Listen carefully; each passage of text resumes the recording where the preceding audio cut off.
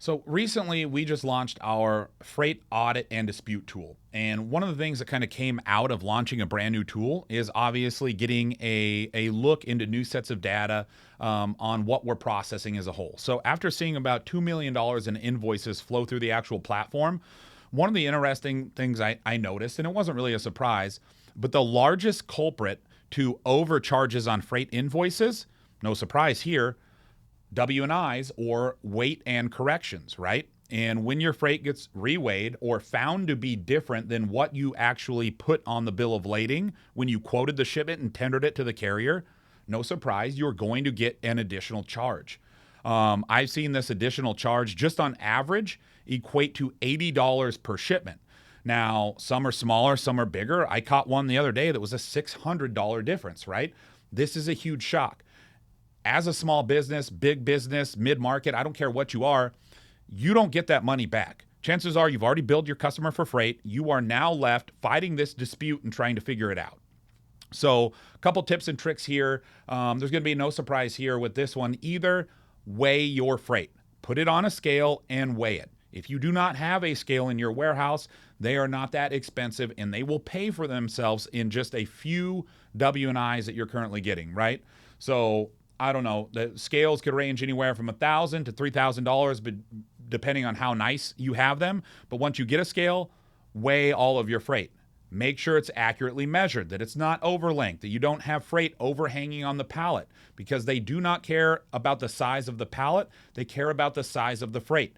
Also, if you have overhang, you will be a little more subject to damage. And if it does damage, your freight's overhanging on the pallet, that's a no-no. They could deny that claim because it wasn't packaged properly. So you're running into a myriad of issues by just not properly weighing and measuring your freight.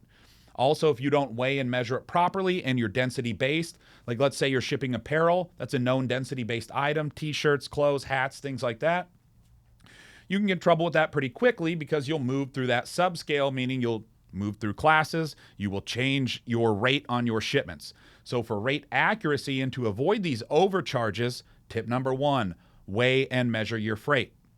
Tip number 2, have a scale certificate that is actually active. You need to get your scale certified, I think anywhere from like 90 to maybe 6 months at a time, right? I was doing mine 90 days every 3 months when I was in a warehouse. The reason I did that is it would also pay for itself. If I did get a reweigh, which happens, right?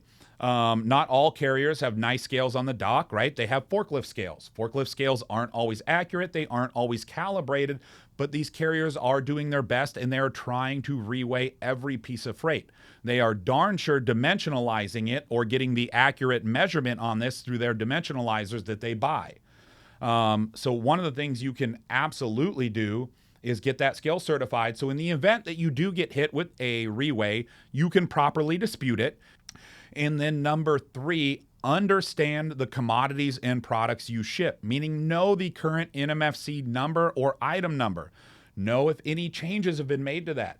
There is usually there's annual updates made to this list. Sometimes there is biannual updates.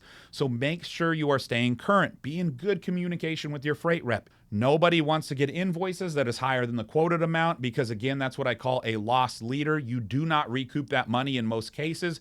And if you do, it could be 30, 60 days down the road, not to mention that time, energy, and effort that you put into the process of getting that back, right?